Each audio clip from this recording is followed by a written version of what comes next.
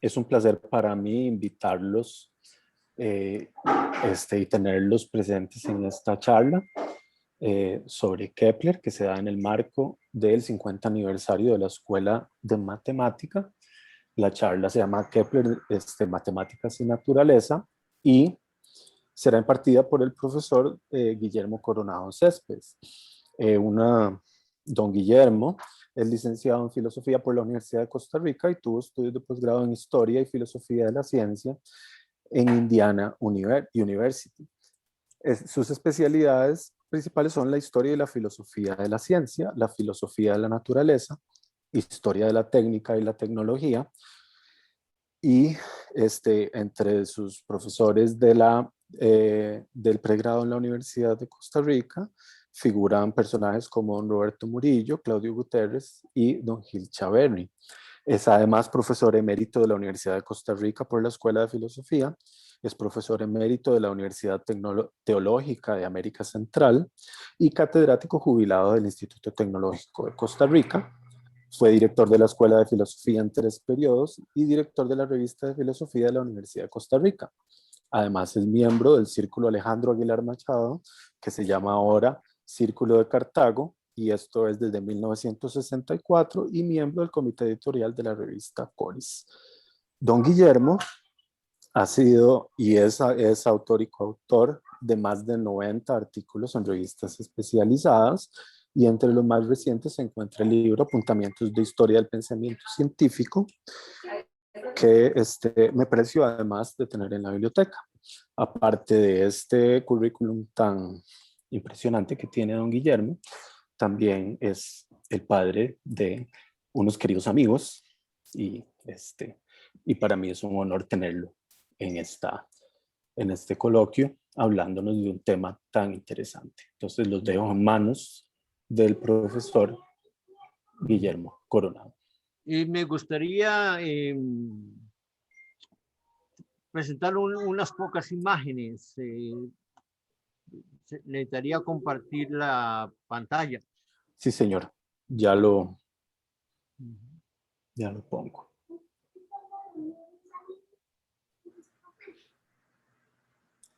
Ya puede.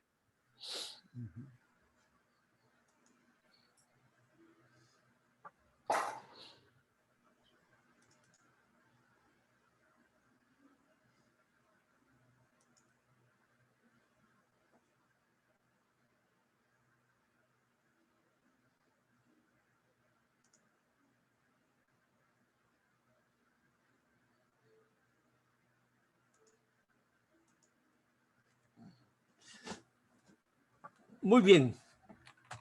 Buenas tardes y muchísimas gracias por la invitación. ¿Estamos bien? Sí, señor. Sí. Perfecto. Me corresponde hablar sobre el tema de la conexión de matemáticas y naturaleza, según el pensamiento de Johannes Kepler, un astrónomo, un óptico, un investigador de la naturaleza, nacido hace 450 años y muerto en 1630. A Kepler se le reconoce un gran papel en la conformación de la ciencia moderna, en especial en la construcción de la astronomía moderna, a la cual contribuyó en especial entre los años de 1596 y 1626. En esa primera obra de Kepler, nacido cerca de Stuttgart, en Waldstadt, luego profesor de un seminario luterano en Graz, la segunda de las imágenes, se traslada a Praga durante unos 12 años y ahí realiza una obra muy, muy significativa que le da ese lugar en la conformación de la astronomía. Hemos representado este tipo de cosas en virtud de la casa en que nace, la ciudad de Graz, donde es ese profesor de seminario luterano, o bien en la ciudad de Praga, donde ejerce primero como asistente del astrónomo danés Tycho Brahe y luego sustituyéndolo como matemático imperial del Sacro Imperio Romano bajo la dirección de Rodolfo II.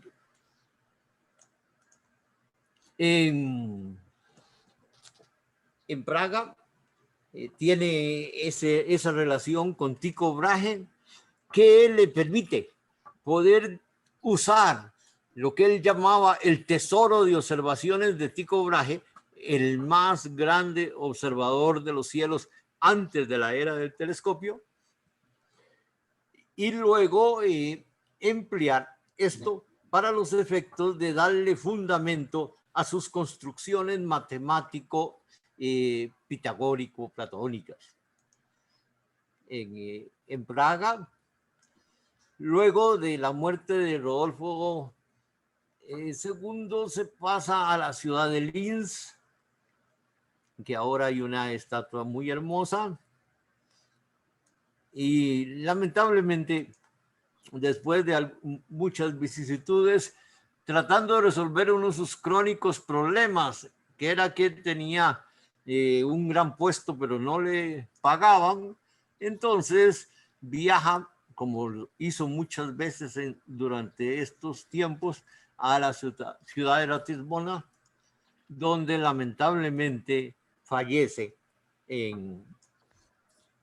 a fines del año de 1630.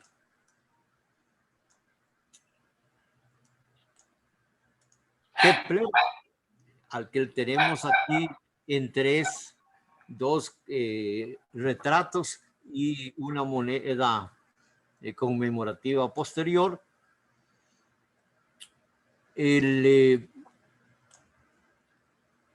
tuvo como su primer gran aporte a la astronomía precisamente una obra llamada Misterio del Cosmos de 1596, donde emplea lo mejor, entre comillas, de la tradición pitagórico-platónica, es decir, el juego de la esfera y los cinco poliedros regulares para darle sentido al pensamiento de Nicolás Copérnico, al pensamiento heliocéntrico de Nicolás Copérnico, en una manifestación de lo que podríamos llamar el mejor pitagorismo platonizante posible.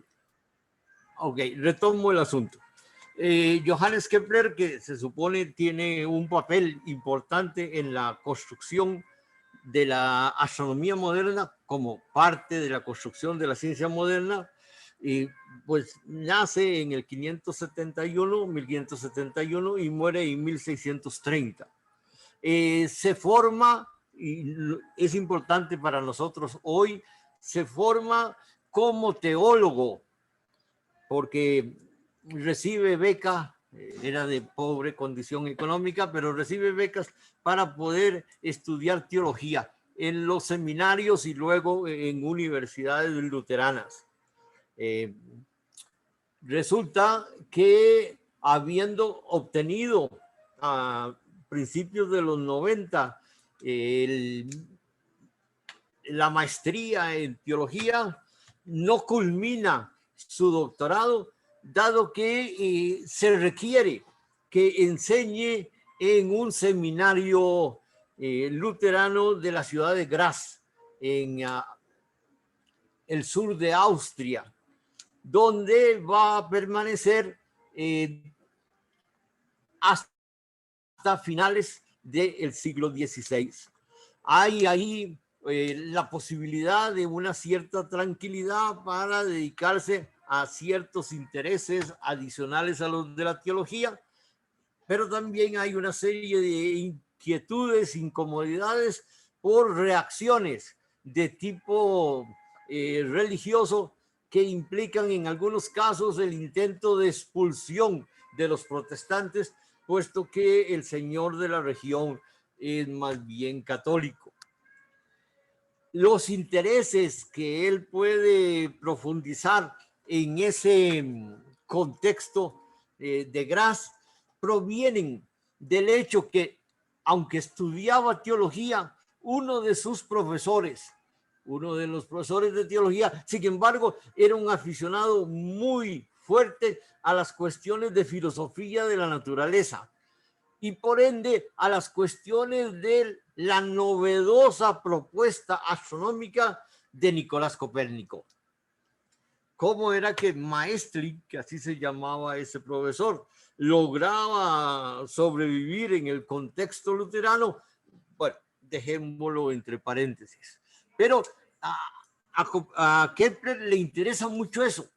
Es más, él reconoce entre sus reminiscencias que hacía algunas de sus cuestiones disputadas precisamente en torno a la justificación del sistema heliocéntrico. A su vez, el sistema heliocéntrico le llamaba mucho la atención a él porque, en cierto sentido, Maestrin también lo iniciaba en las corrientes pitagorizantes, y las corrientes pitagorizantes de aquel entonces asociaban el sol con la divinidad y por ende con el centro del universo. En unas clases de 1595, en medio de una discusión o una exposición bastante aburrida, él reconoce que no lograba ponerse en sintonía con los pobres estudiantes, jóvenes estudiantes, tuvo la intuición de que se podían conectar las esferas definidas por los poliedros regulares con órbitas de los planetas, con trayectorias de los planetas. Y esto, 1595, lo desarrolla en un libro publicado en 1596 bajo el título de Misterio del Cosmos. Ahí él intenta fundamentalmente dar lo que denomina la demostración capital del sistema heliocéntrico. Nicolás Copérnico había planteado el sistema heliocéntrico, pero dice Kepler, más bien como una derivación a posteriori, utilizando terminología del futuro. Él quiere proporcionar la justificación a priori, es decir, la justificación que hizo, y aquí es donde viene el concepto clave, que hizo el Dios creador del universo lo hiciera heliocéntrico y no geocéntrico como la tradición de los griegos y los medievales, etc. Esta prueba capital es una prueba, digámoslo así, totalmente estructural, totalmente matemática. El universo es heliocéntrico porque el centro del universo, que es la región privilegiada, debe estar ocupado por el cuerpo celeste privilegiado, que es el Sol, que a su vez es el centro del movimiento de la Tierra, no importa lo que digan los sentidos, y del resto de los planetas. Con lo cual, dice Kepler, él logra también resolver una serie de problemas que tenía. Problemas en torno a cómo es en última instancia la estructura del universo, problemas a cómo es en última instancia el orden de los planetas en el universo, y problema que se ha agravado obviamente con el sistema copernicano de cómo es que está organizado en el cielo el movimiento o la colocación de los planetas. Ahora, ¿cuál es la clave de la solución? Él simplemente recuerda que la clave de la solución se da en virtud de recordar que los poliedros regulares tienen la propiedad de ser inscritos y circunscritos por círculos o esferas, y que en consecuencia podemos pensar que si la Tierra es el círculo que es la medida de todo, nótese que no el centro del universo, sino el círculo que es la medida de todo, circunscribiéndole un dodecaedro, el círculo que lo circunscribe será la trayectoria de Marte. Si a Marte se le circunscribe un tetraedro, el círculo que lo comprende a su vez será la órbita de Júpiter. Y si finalmente le circunscribimos a Júpiter un cubo, entonces el círculo que lo comprende será la órbita de Saturno, con la cual tendríamos en términos de heliocentrismo entendido el orden y colocación de los 3 planetas exteriores. Nos quedan los planetas interiores, Mercurio, Venus. Bueno, a partir de la Tierra, si la órbita de la Tierra se circunscribe por un icosaedro, entonces el círculo correspondiente definirá la órbita de Venus, y si en Venus se circunscribe un octaedro, el círculo inscrito en él será Mercurio. Y esta es la razón de los planetas.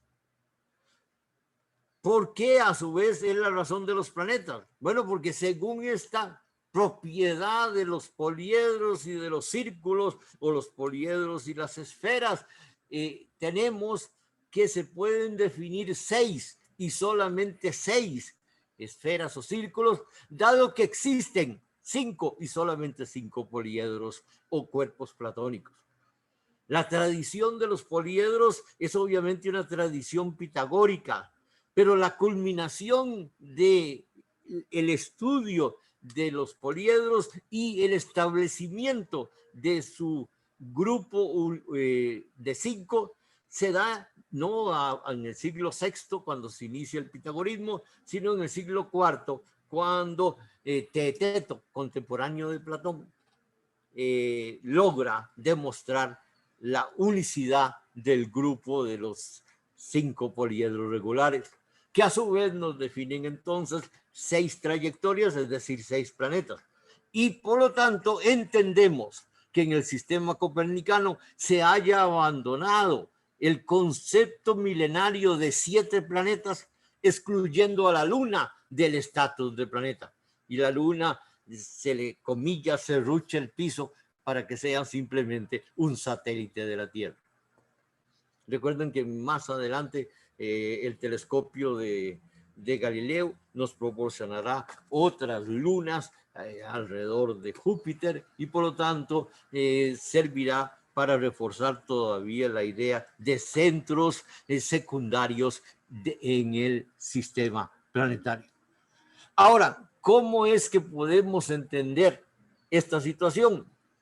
Bueno, en primer lugar, la esfera es una realidad matemática fundamental, es única.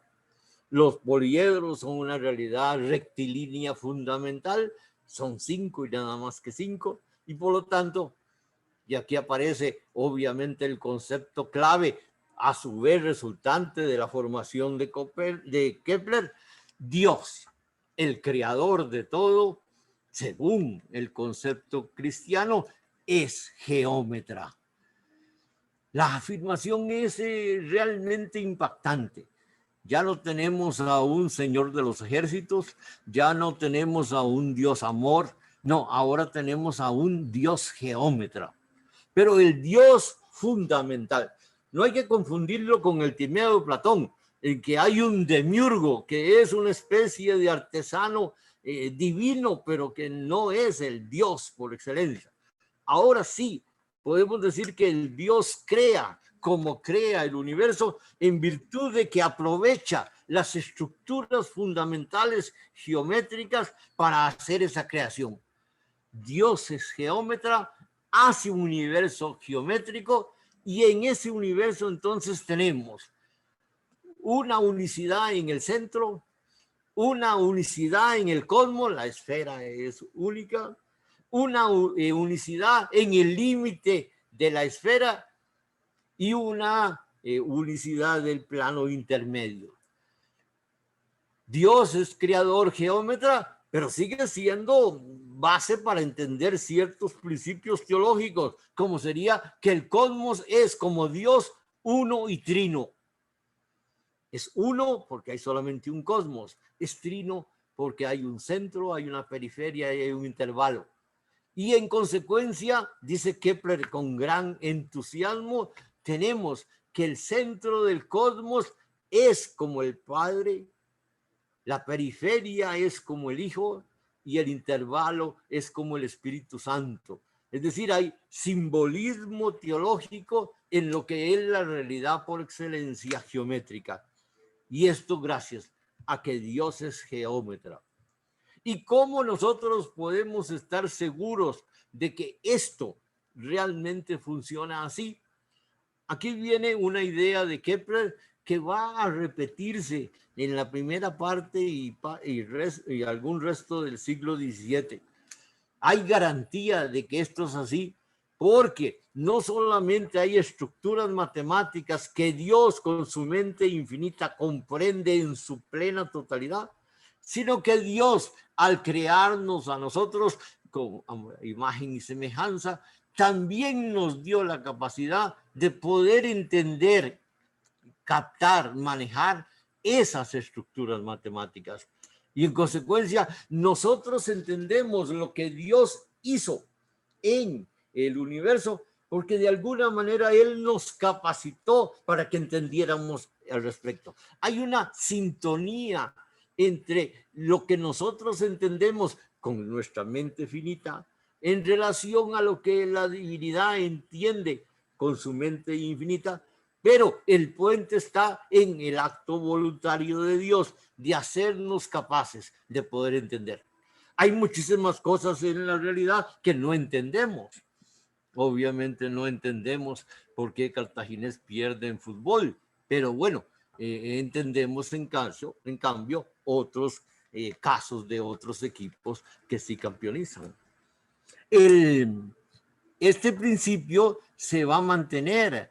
A final de cuentas, Galileo planteando también este tipo de cosas, de por qué las leyes matemáticas o las estructuras matemáticas nos permiten entender los fenómenos básicos del movimiento, etcétera, pues también asume que la naturaleza es un gran libro escrito en lenguaje matemático, pero nosotros hemos recibido de la divinidad la capacidad de hacer esta lectura.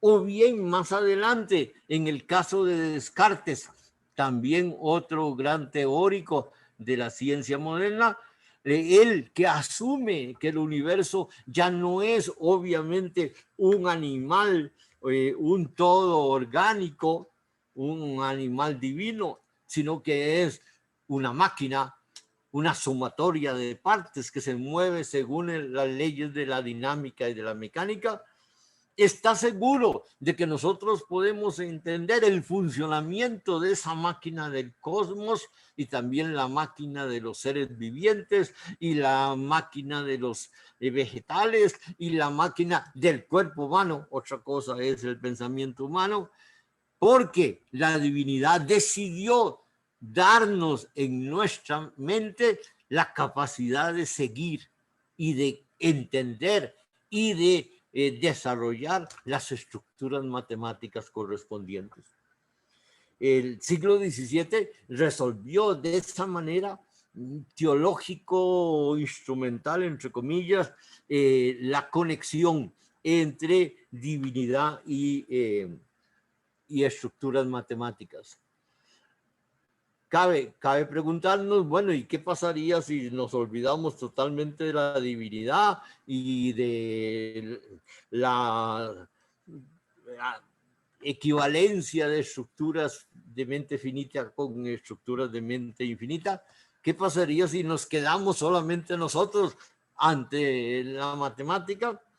Bueno, nada más lo cito porque es un tema mucho más amplio. Tal vez nos tendríamos que enfrentar, como lo hizo el siglo XX, a la irrazonable eficacia de las matemáticas ante las ciencias de la naturaleza. Wiener. No nos queda más. Al final de cuentas es realmente, puesto en términos del siglo XX, es realmente impactante el que unas matemáticas cuyas reglas podría decirse que las inventan los matemáticos, resulte ser la herramienta tan increíblemente adecuada y poderosa para poder entender las leyes que rigen a la naturaleza física, que obviamente no las ponemos nosotros, pero resulta que lo creado por nosotros entra en sintonía con lo creado, perdón, por lo existente en la naturaleza. El Kepler, si lo dejamos aquí con el misterio del cosmos en 1596, podría ser perfectamente cuestionado como un verdadero adalid de la ciencia moderna, porque lo que estaría haciendo es básicamente una muestra más de una especie de formalismo matemático, pitagórico y ahora teológico que no necesariamente se conecta con los hechos brutos, con los hechos de observación, tal como asumimos debe darse en la ciencia moderna. Pero, interesantemente, Kepler le narra a distintos corresponsales el hecho de que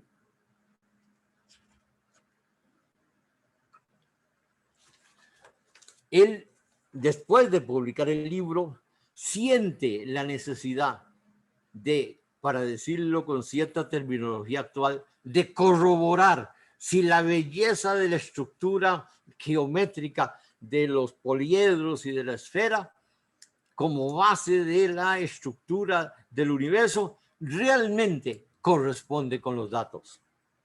Y entonces por eso dice que después de publicar el libro, él habría concluido su investigación sobre las armonías del mundo si la astronomía de Tycho Brahe no me hubiera fascinado tanto que estaba casi fuera de mí. Todavía me maravilla lo que podría progresarse en esta dirección. Una de las más importantes razones de mi visita a Tycho fue el deseo, como sabes, de aprender de él los datos más correctos de las excentricidades para examinar mi misterium y las armonías correspondientes, y así que estas especulaciones a priori no deben entrar en conflicto con la evidencia experimental, más bien deben estar de acuerdo con ella. Es decir, Kepler no es simplemente un formalista, no es simplemente un a priorista. Él quiere que las construcciones matemáticas, por más bellas que sean, también puedan conectarse con los hechos de la disciplina que se está tratando. En este caso, como es astronomía, con los hechos de la observación de los cuerpos celestes con el mayor y más exacto grado de correspondencia. Y Tycho Brahe es el ejemplo por excelencia. Ha dedicado 30 años al estudio sistemático de los cielos para establecer las mejores correlaciones empíricas respecto del movimiento planetario. Y a veces no solamente el movimiento planetario, sino que si un cometa por ahí llama la atención, pues entonces él hace las mediciones pertinentes y gracias a ello logra acabar con la milenaria interpretación que los cometas que nacen y mueren no pertenecen a los cielos, porque en los cielos no hay nacimiento y muerte, sino que son fenómenos sublunares, como lo explicaba la cosmología aristotélica. Tycho Brahe establece que el cometa de 1597 es un cuerpo celeste y que por ende se está moviendo entre las supuestas esferas cristalinas, físicas, tridimensionales de Aristóteles, y que por lo tanto une dos: o choca con todas ellas y desarma el cosmos, o si no choca con nada es porque no hay nada. Y por lo tanto Tycho inaugura un problema de astronomía muy novedoso, muy nuevo. Es que los planetas deben moverse por sí mismos, no deben ser llevados por esferas cual joyas colocados en anillos. Kepler va a donde Tycho, trabaja con Tycho, se convierte en asistente de Tycho, pero Tycho no le da la información completa. Tycho se muere, a veces hay que tener suerte, y él hereda el puesto y hereda, a pesar de todas las protestas de la familia de Tycho, el conjunto de observaciones. La familia hasta lo demanda, la familia de Tycho hasta lo demanda para que les devuelva eso, porque ellos quieren publicarlo, quieren explotarlo, etc. Y Kepler no lo hace. Al final cumple con Tycho publicando todo ese material en unas llamadas tablas que debieron haberse titulado las tablas ticónicas, pero que por razones más de protocolo, entonces hacia finales de su vida Kepler publica como tablas rudolfinas, olvidándose en el título de Tycho Brahe, que es el autor de toda esta cuestión.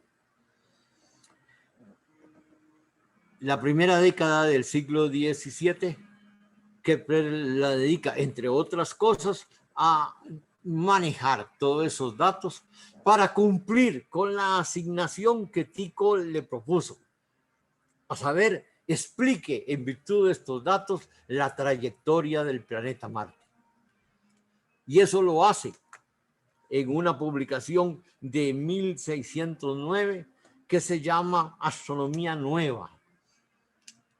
Astronomía Nueva, y el título es muy largo, y una parte del título quiere decir que está hecho a partir de los datos de Tycho Brahe, pero antes se titula Astronomía Nueva o Física de los Cielos.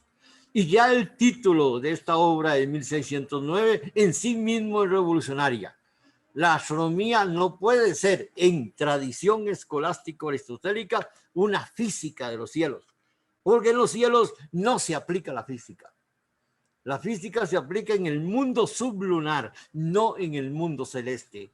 En consecuencia, tenemos nosotros que hablar de una física celeste, es romper los esquemas fundamentales de la escolástica vigente en aquel entonces, tanto para el catolicismo como para el protestantismo.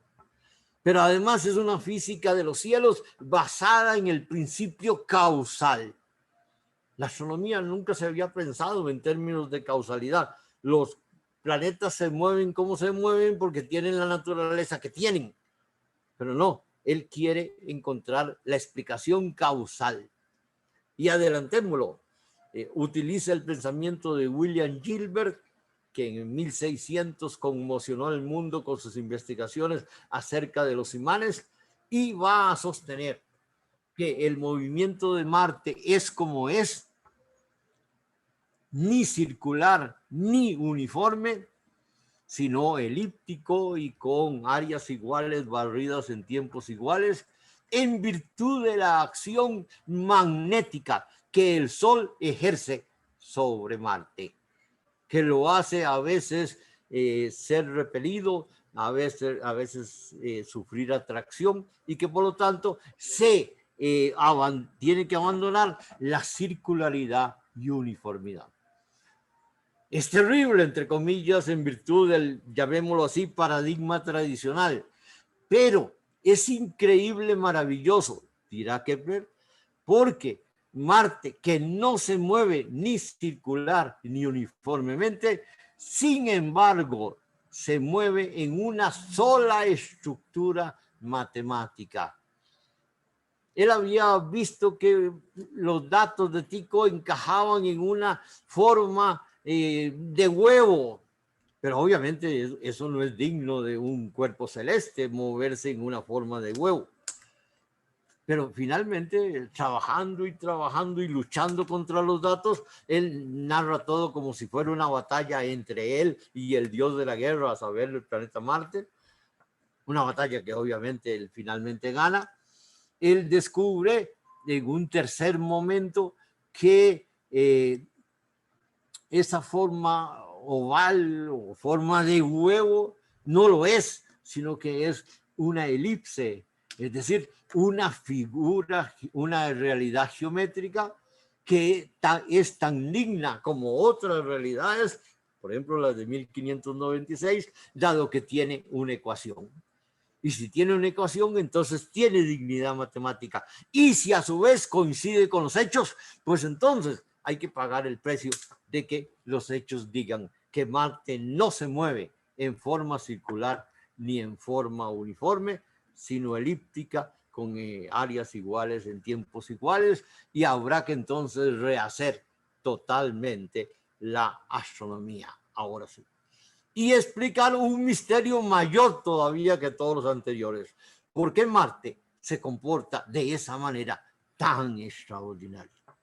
10 años después, Kepler logra resolver el problema, estableciendo que la situación de Marte con las elipses y las áreas iguales en tiempos iguales, con velocidad entonces variable, no es una excepción. Todos los 6 planetas se mueven de esa forma. Esto lo plasma en una obra que llama Resumen de Astronomía Copernicana, aunque está publicada en 3 volúmenes y durante 3 años, pero lo llama Epítome. Y ahí queda claramente establecido que el movimiento de los planetas responde a lo que se puede llamar las 2 primeras leyes del movimiento planetario, bueno, lo que se llamó después. Él la llama armonías del movimiento planetario, la de las elipses, que en realidad la establece en segundo lugar, y la de, las elipses que en segundo lugar, y la de áreas iguales en tiempos iguales, que fue en otro momento. Pero hay 6 órbitas, 6 elipses, y esas elipses son totalmente accidentales o hay algo en común entre ellas.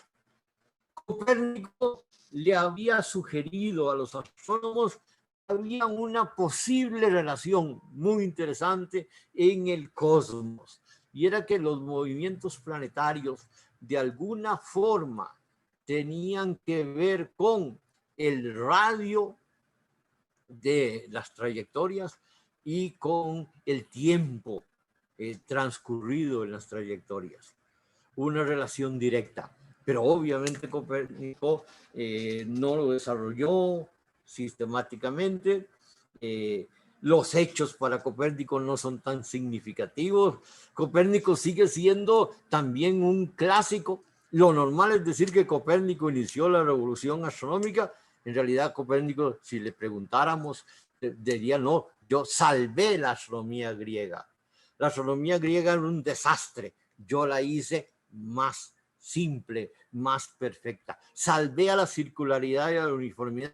Y, por ejemplo, acabé con los secuantes, esa arbitrariedad de Ptolomeo, que es un desastre.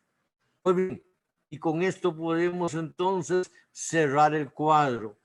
En 1619, gracias a un descubrimiento del año anterior y que lo lleva a niveles de entusiasmo impresionante, hay momentos del libro Armonías del Universo que parecen ser como declaraciones, oraciones a la divinidad, al placer del descubrimiento, etcétera. Kepler logra establecer que las órbitas de los planetas no son una superposición accidental de 6, sino el resultado de una relación que guía las 6 y cada una de las órbitas. es la correlación que se expresa en la tercera ley de Kepler, la correlación entre los cuadrados y los tiempos. Es decir, que si jugamos con los radios de las trayectorias y con los tiempos del recorrido, encontramos que cada uno de los planetas tiene una misma relación y que por lo tanto las 6 órbitas son distintas desde una perspectiva, pero son la expresión de lo mismo desde otra perspectiva.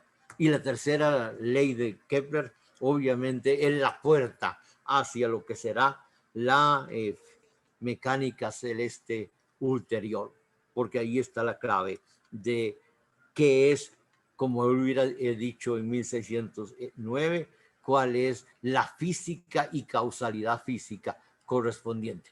Pensemos en Newton nada más. En la propuesta para en la exposición de hoy, y en un minuto nada más, porque con todos estos accidentes, mi exposición no fue entonces a priori como las demostraciones de Kepler, sino totalmente a posteriori accidental. Resulta que podríamos todavía afinar más esa actitud de Kepler con relación a que las estructuras matemáticas, por la fuerza misma de ellas, son la garantía de que se aplican a la naturaleza. En la forma en que un esteticista radical de la matemática en conexión con la naturaleza lo expresó. Es decir, me refiero a Dirac en el siglo pasado, cuando simplemente señalaba que hay que buscar la explicación de la naturaleza en las estructuras de las ecuaciones matemáticas correspondientes y que el criterio no es como lo respeta al final de cuentas Kepler, es la correlación entre la estructura y los hechos. No, para Dirac la última expresión es la belleza de las ecuaciones.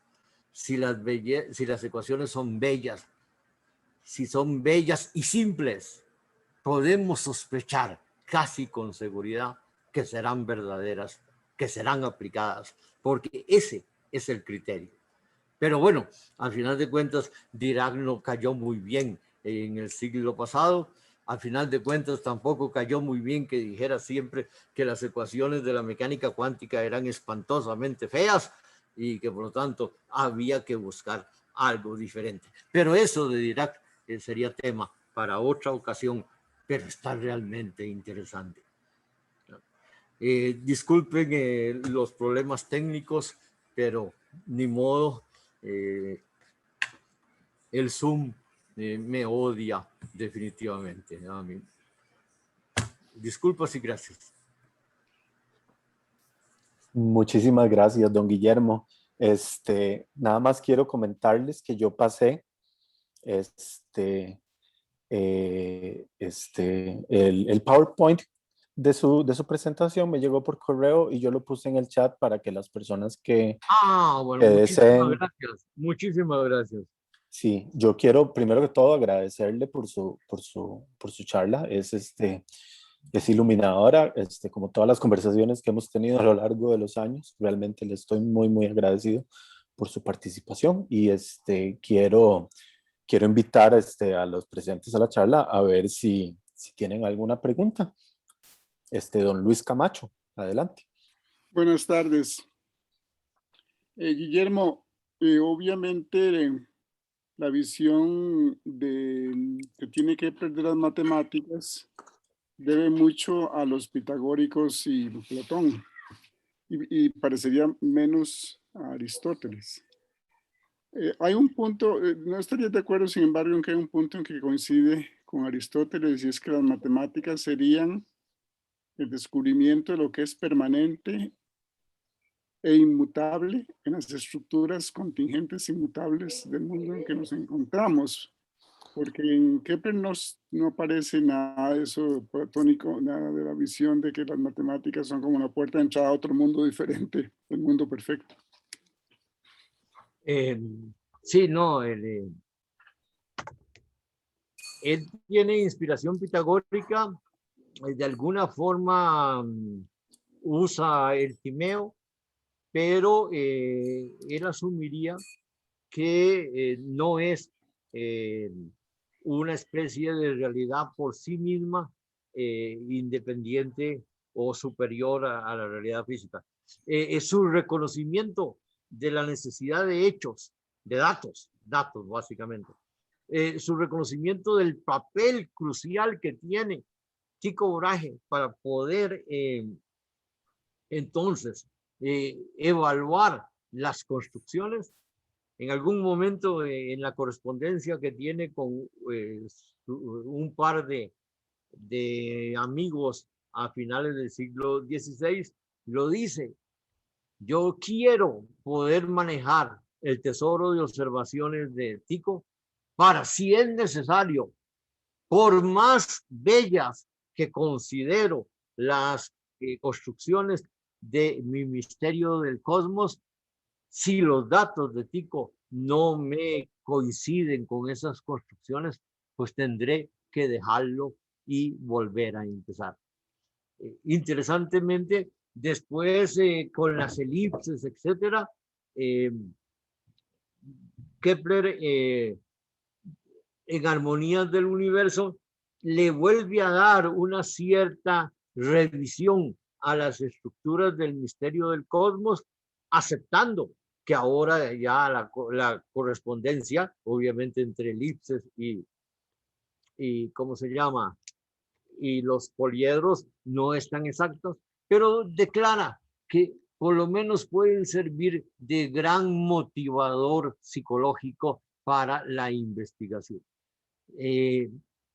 Sí, estaría de acuerdo con vos en que hay que reconocer más en este sentido una filosofía natural aristotélica, pero lo que a él sí le interesaría es traer a consideración la necesidad de revisar las cuestiones de la división entre mundo sublunar y mundo supralunar, que se explotaban tanto para hasta negar ciertas cosas. Yo estoy trabajando en este momento precisamente para el centenario del 450 aniversario del nacimiento de Kepler, sus textos sobre cometas de 1618. Ese periodo de 1618 a 1620-21 fue muy rico en documentos. Participa Kepler, participa Galileo, participan otra serie de gentes. Y es muy llamativo ver cómo él trata de combinar la discusión de la interpretación, digamos, comillas, científica de los cometas con las observaciones correspondientes. Y hasta, dada la presión, dice él, del público, pues no queda más que hasta con ciertas predicciones que se suponía tradicionalmente los cometas podían justificar, señal de grandes tragedias, señal de, por ejemplo, de caída de regímenes políticos, de muerte de grandes líderes, etcétera, porque la gente quería en el 18 saber sí, qué era lo que iba a pasar, no solamente por las guerras típicas de Europa, sino también porque no solamente fue uno, sino que fueron tres cometas muy impactantes, muy llamativos, y desde ese punto de vista es necesario utilizar las dos dimensiones, una dimensión de tipo teórico, formal, y una dimensión de tipo empírico, más concreta. Y por último, de nuevo vuelvo a su gran inspirador de la obra de 1609, precisamente William Gilbert, con sus estudios de los imanes, que hacen que los imanes se tengan que estudiar más desde una dimensión empírica que desde una dimensión doctrinal, formal, o llamémoslo así, a priori.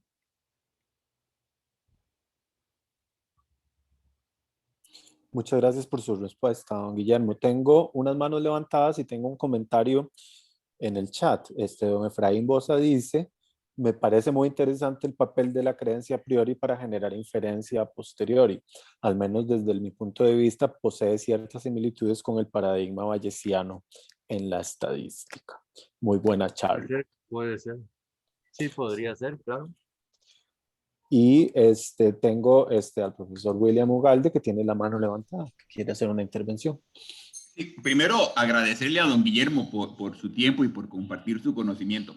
Y a Alberto, que nos descubrió a don Guillermo y nos lo trajo. Gracias, Alberto. Ojalá que sigas en esa búsqueda y traedera de gente. Y don Guillermo, para mí fue súper refrescante su charla, porque en matemática estamos acostumbrados a ver a Kepler, la física, la matemática y la cosmología desde otro punto de vista. Y usted nos conectó con ideas que pocas veces en una clase de matemática tendemos a incluir. Nos absorbemos tanto en el enunciado, en la demostración, en la estructura, que olvidamos las motivaciones, las interacciones, toda aquella actividad que se daba hace 400 y resto de años, que es súper enriquecedor. Entonces, no, de verdad, gracias y gracias, Alberto, una vez más. Saludos. No, gracias. Ahí estamos a la disposición. Esperemos que el virus nos permita tener la oportunidad de una reunión presencial, con lo cual no solamente se disfruta más hablando y viendo directamente a la gente, sino que me evito las tragedias y el odio de Zoom con relación a... en una charla anterior simplemente se nos fue la energía eléctrica aquí en Cartago. Fue también una locura. Gracias entonces por todo.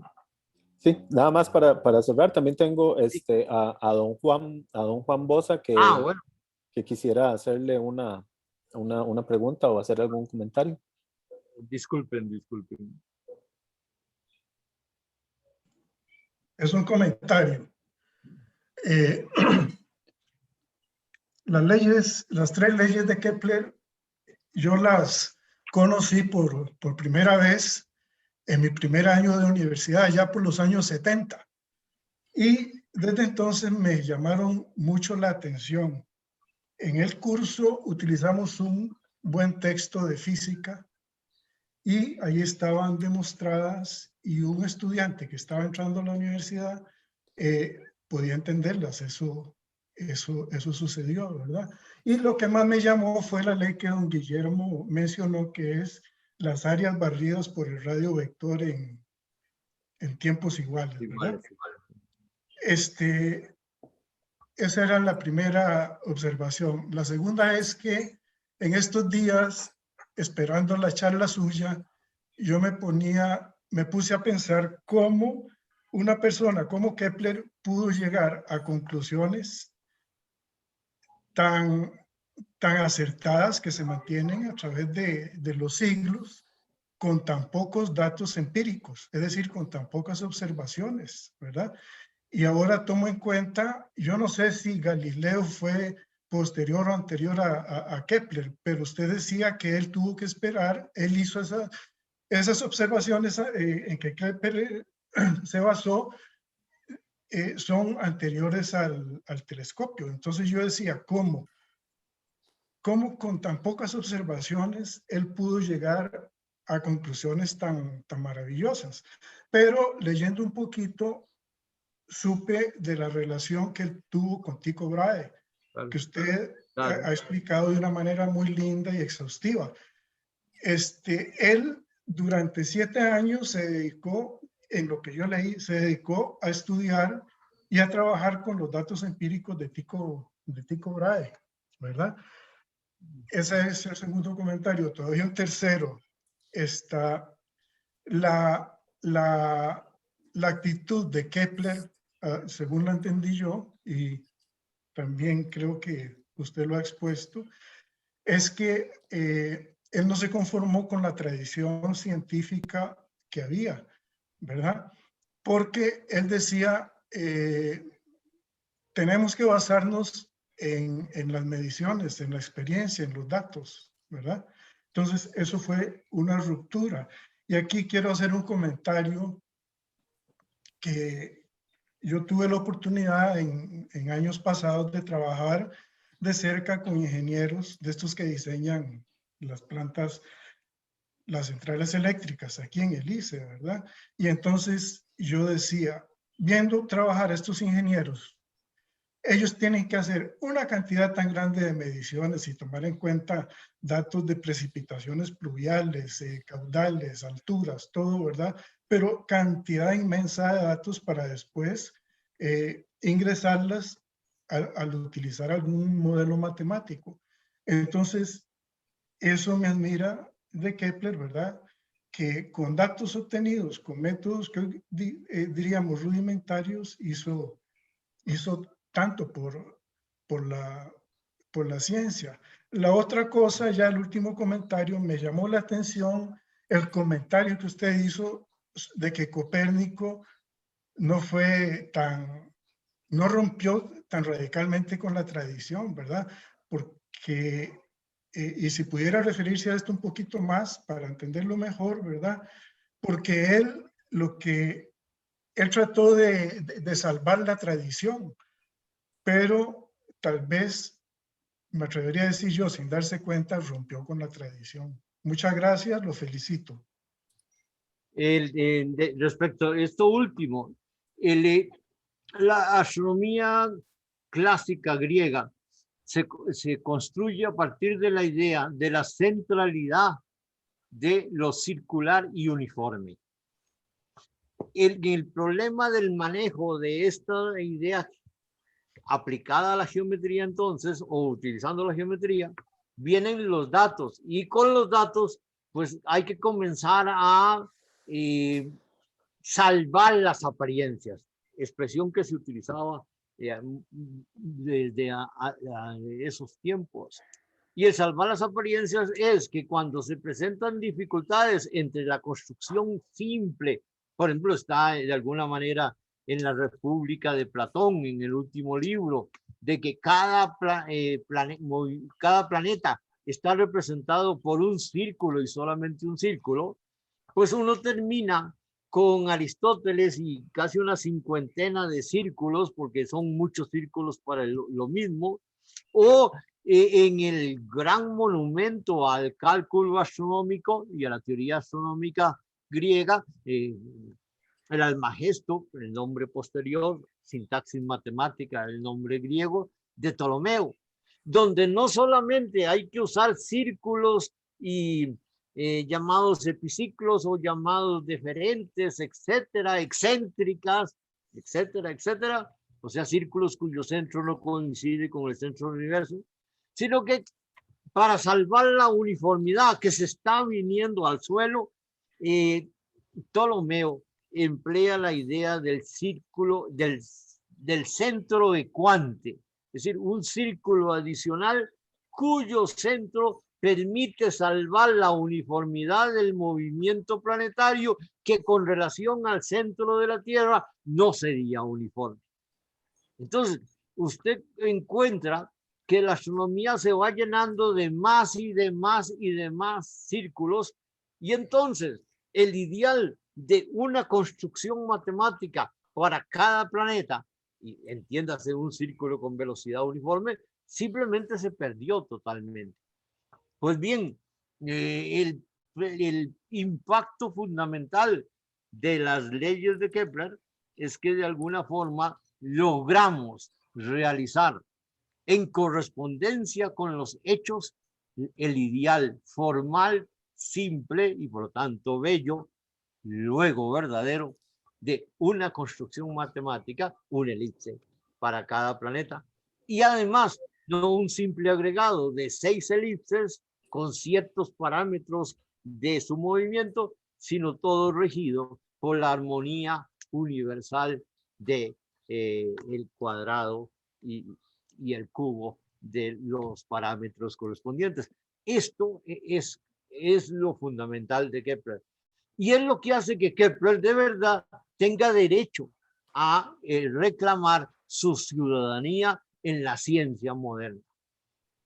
Importancia fundamental de las construcciones formales, importancia fundamental de las demostraciones formales, pero también reconocimiento de la importancia última de los hechos para sostener o no sostener esas construcciones correspondientes.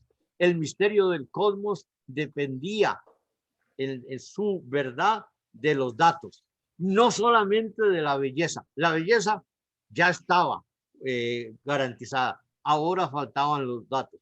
Bueno, los datos nos llevaron a que Marte no responde a la circularidad de la uniformidad. Los datos nos llevaron a que el resto de los planetas tampoco corresponde, pero los datos también nos llevaron a la idea de que hay una correlación de cuadrados y cubos. Y si le ponemos una causa a esa correlación, pues tal vez terminemos con la mecánica de Newton y por lo tanto con el triunfo de un cierto mecanicismo en aquel entonces. Otra cosa es lo que pasa después con otras físicas que engloban otras dimensiones de la realidad. Pero por ahí anda, como diríamos en Cartago, la procesión. Muchísimas gracias y disculpen que me pasé bastante en el tiempo. No, don Guillermo, yo nuevamente le reitero el agradecimiento por su participación, por esta charla tan enriquecedora y muchísimas gracias a todos por atender.